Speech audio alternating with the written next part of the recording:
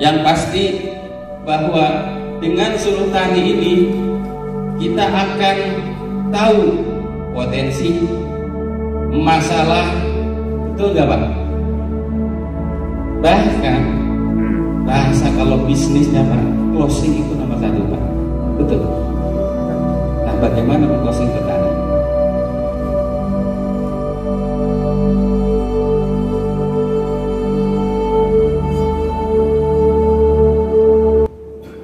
Insya Allah saya sisa hidup saya ini untuk para petani. Artinya Pak, bagi saya tidak ada rahasia buat saya, buat petani, apalagi ini untuk kemakmuran Indonesia yang jangan sampai terpuruk kembali. Jadi jangan sampai kita diimpor terus Pak ya. Makanya harapan saya, bapak-bapak, ibu-ibu yang hadir di sini, niatkan dalam hati kita, yuk kita sama-sama eratkan silaturahim kita, berjuang untuk negeri ini, bangun pertanian kita, bangkitkan para petani Indonesia. Amin, amin, amin. Di PTBS ini saya insya Allah terus mendorong pada manajemen, bagaimanapun Bapak Ibu yang hadir di sini bukan sekedar jualan eco farming, tapi bagaimana kita memberikan sebuah solusi buat para petani. Makanya Bapak Ibu sekalian wajib, hukumnya wajib ikut training.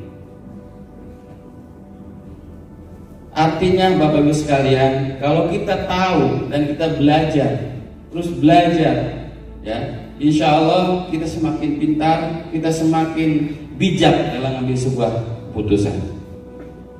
Maka dari itu, support system yang akan kita kembangkan itu namanya base farming, Pak.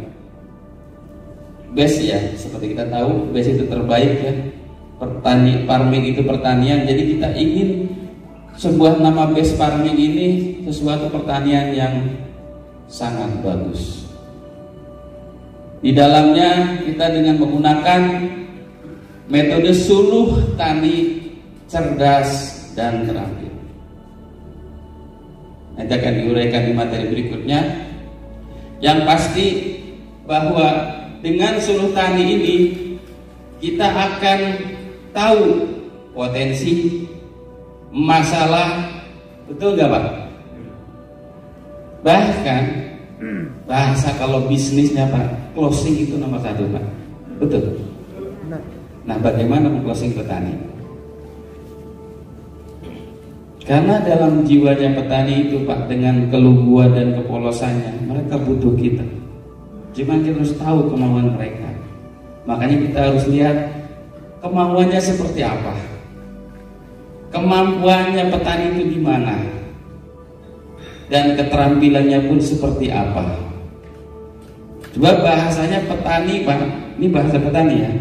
Petani itu nggak ada yang pintar Pak, betul tidak? Terus belajar dan belajar. Makanya kita harus sebagai mitra PTBS khususnya, kita harus tahu karakter mereka, bagaimana mempelajari hidup mereka. Mereka berjuang separuh hidupnya untuk keluarga, termasuk buat negeri kita. Bayangkan Bapak Ibu sekalian, kalau para petani tidak bertani, tidak tanam padi, kita mau makan apa? Kebetulan di sini ada yang petani juga ya Bapak Ibu sekalian. Petani ada pahlawan pangan Bapak Ibu sekalian. Bahkan Pak Presiden Bung Karno mengatakan petani itu sebagai penyangga negara. Tidak ada petani, negara bisa hancur. Percaya atau tidak Pak? Tentara saja tidak makan loyo Pak. Betul Pak, betul. Nah, inilah perjuangan petani yang kita perjuangkan supaya mereka sejahtera.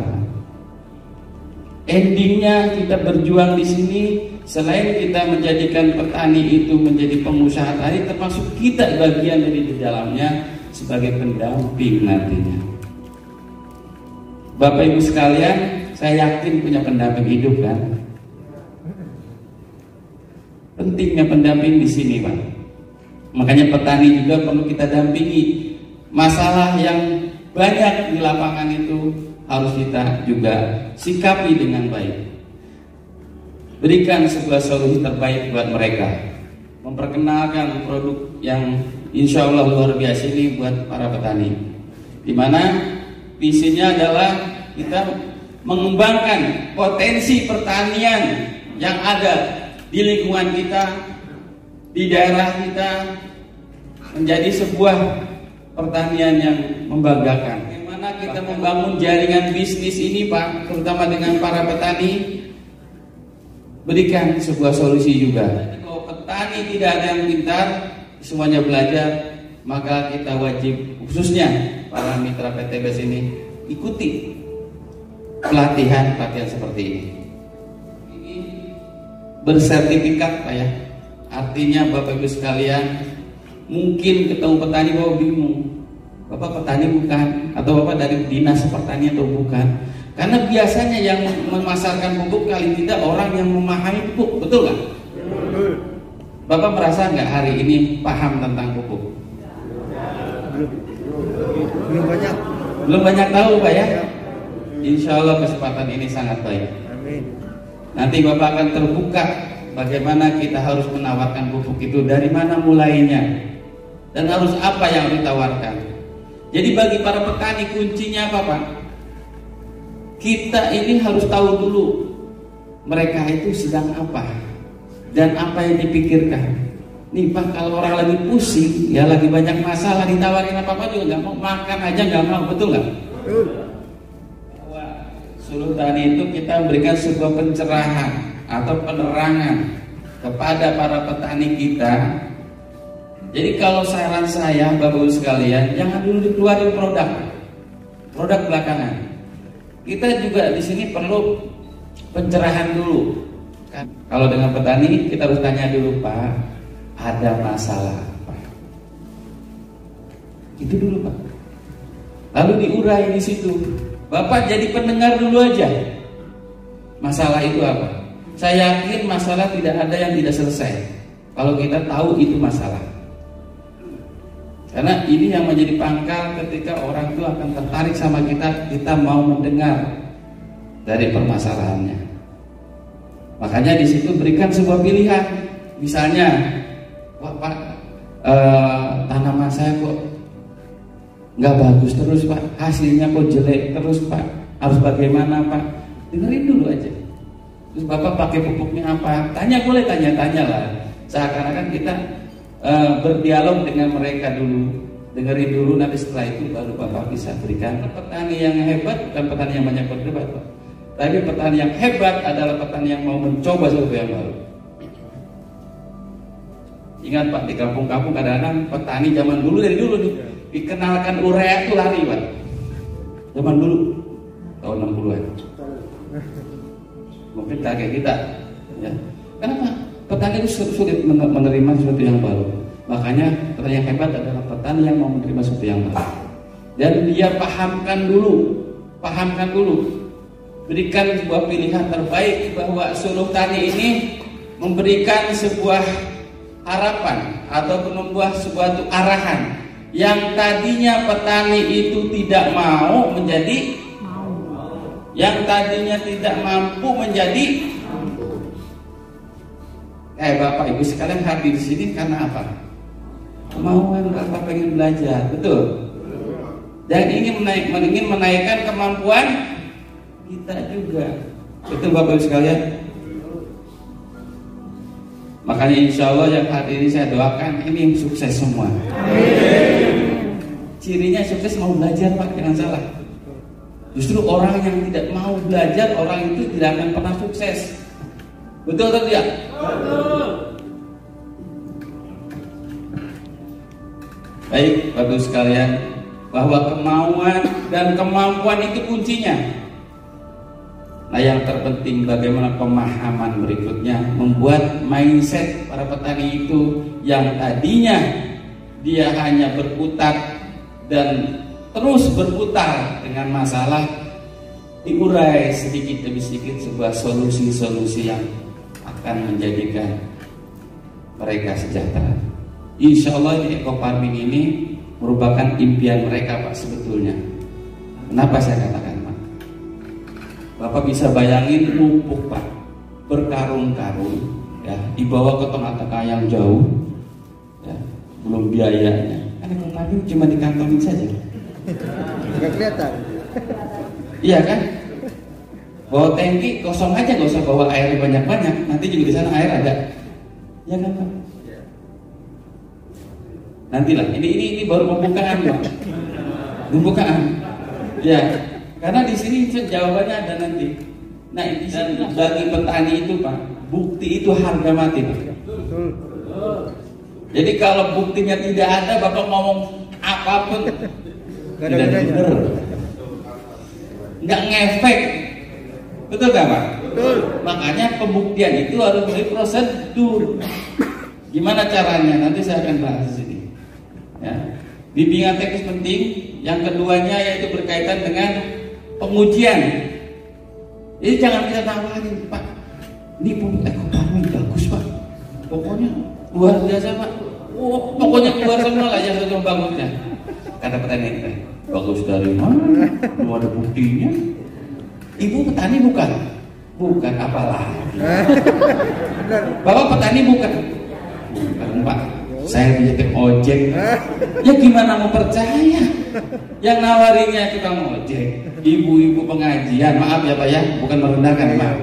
Jadi artinya kita minimal nih, saya berharap nih di training ke depan Pak ya. Nanti kita akan entah 3 bulan, entah 2 bulan. Mestinya nih pulang bawa oleh-oleh dalam bentuk apa Pak? Praktek. Saya biasanya di training sebelumnya itu ada bibit entah bayam, entah cabai, entah apa. Nanti pulang praktek Pak. Bapak akan merasakan makan kangkung habis tanam sendiri, bahkan dipanen sendiri, dimasak sendiri, enak luar biasa. Nah selama ini Bapak Ibu sekalian kalau makan mesti beli kan di pasar, ya kan? Betul Bu, ya. Nanti Bapak di rumah punya kebun cabai walaupun cuma 5 batang, punya misalnya timun atau silakan yang Bapak suka aja, lalap-lalapan. Jadi minimal buat masa karir itu namanya ketahanan pangan keluarga. Kira-kira udah pulang dari sini mau praktek nggak? Langsung praktek. Awas loh ya, janji loh ya. Janji. Ya, ini penting Pak. Pembuktian itu jangan kata orang lain. Kita sendiri praktek. Ini penting Pak. Bapak develop mau sendiri boleh, mau kerjasama dengan petani juga silakan. Tapi tolong kalau develop ya jangan suruh beli dulu ya. Kasihan, udah mau suruh beli lagi. Udah, kalau menurut saya Bapak sedekah aja. Insya Allah kalau usaha dibarengi sedekah berkah. Percaya tidak?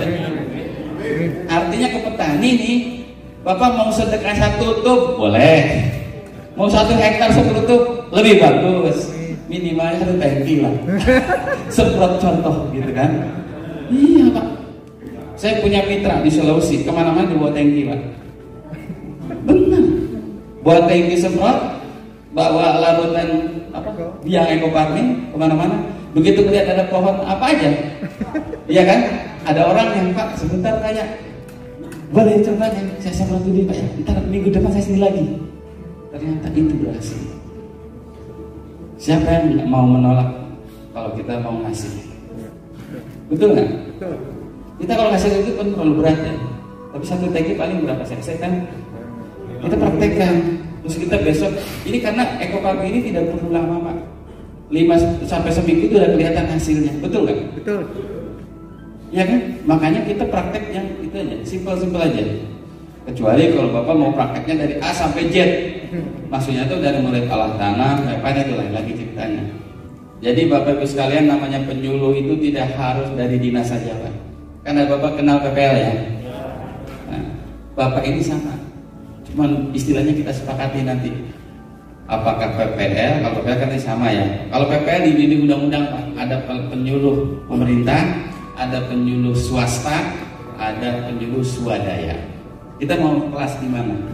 Bedanya kalau penyuluh pemerintah ada gajinya, bulanan. Penyuluh swasta ada ributnya, Pajero dan Luxury. Swasta lah, kenapa? Karena kita kan bergerak di usaha, ya. Artinya di luar pemerintahan lah ya, kayak PTBS ini. Dan kalau yang swadaya itu dia petani yang memang dia menyuluhkan kepada teman-temannya.